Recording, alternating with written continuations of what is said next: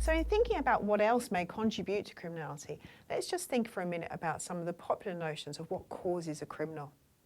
Now, although this particular article is a little old now, having been published in 2002, in it we can see some relatively simplistic environmental accounts of the causes of crime. So here we see a link between bad parenting and crime. And this sentiment was echoed just last month by David Cameron, who is the Prime Minister of the United Kingdom. The idea that he is currently proposing is that if you can impose parenting programs, these types of programs with the skills that they give would help prevent, amongst a range of other things, future crime. So how might family or immediate environmental influences work? Well, on a social level, we are able to draw on some of the theories we already know about. The theoretical mechanism by which this occurs is perhaps best seen in its most extreme form in social learning theory. Now, in contrast to what I've spoken about previously, social learning theorists suggest that committing crime is just a learnt response. Although we are most familiar with social learning theory in reference to Bandura and his Bobo doll, social learning theories of crime have their origins in the work of sociologist E.H. Sutherland, who developed differential association theory. Now, the theory simply suggests that criminal behaviour, just like any other behaviour, is learnt through association with others, usually in the form of close groups. In this context, the criminal or delinquent actor models and imitates the deviant behaviour of fellow group members, including their techniques, that is how to do it, and their rationalisations, or if you like, their attitudes about crime. The learning experiences, which Sutherland called differential associations, vary in frequency and importance for each individual. But for Sutherland, it was a ratio of exposure to criminal norms rather than just criminal associations which is actually important. So the theory lays considerable emphasis on the process of socialisation, and as such the theory presents a very different view of the criminal.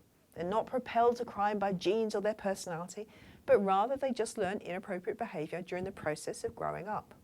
So social learning theory has been applied to many crimes, and one of the most recent applications has been by Fox and colleagues to stalking behaviour. Stalking can be defined as unwanted, harassing and threatening behaviour that occurs repeatedly. So it's a crime, unlike most other crimes, except perhaps sexual assault, which comprises otherwise legal behaviours. So things like repeatedly turning up uninvited, leaving gifts, constant calling and texting, behaviours like that. Collectively, these behaviours are only considered illegal when a reasonable person would consider the behaviour to be threatening, harassing and frightening.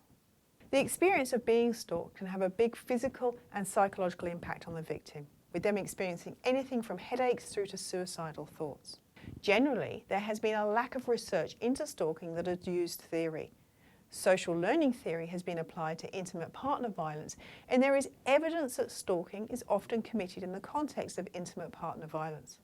Further, intimate partner violence and stalking share similarities that may make the application of social learning theory appropriate. Now, in Fox and colleagues' analysis, they applied social learning theory to try and understand both stalking perpetration and victimisation. And in our analysis, we're going to focus on perpetration. So they administered a survey to 15,000 college students, of whom 19% volunteered to participate.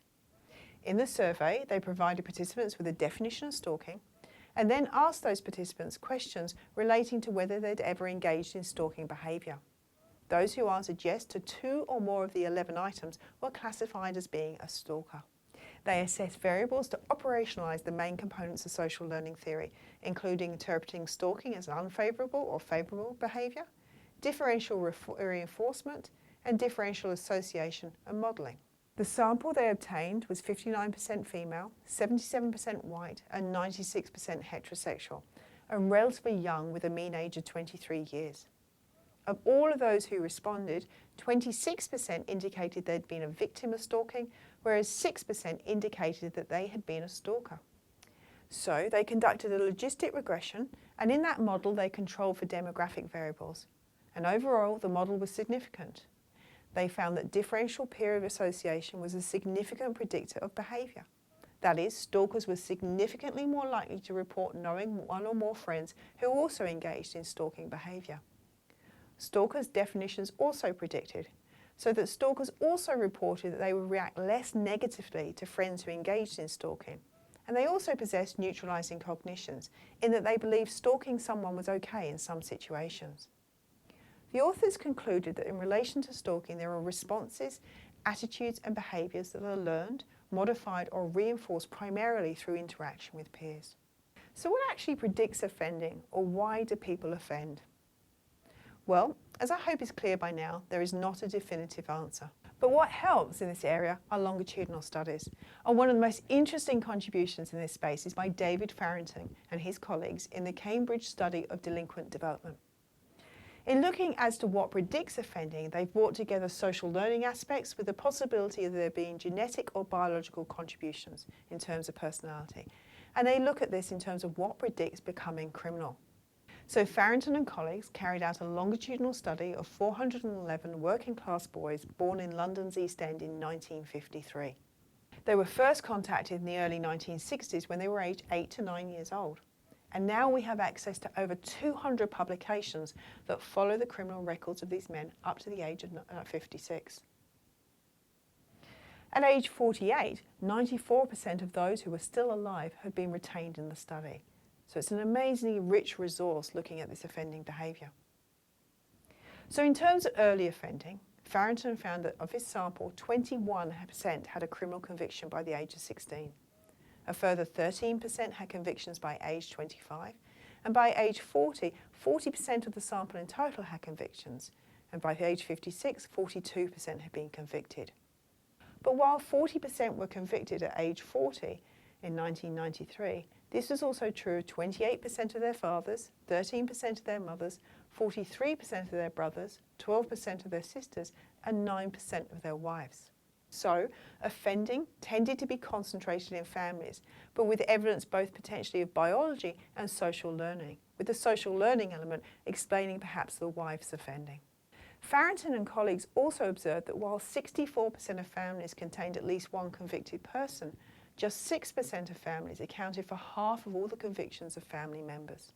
For these chronic offenders with a large number of convictions at age 32, Farrington found warning signs their possible future lifestyle were present at an early age. For example, they were invariably identified as troublesome and or dishonest while still at primary school.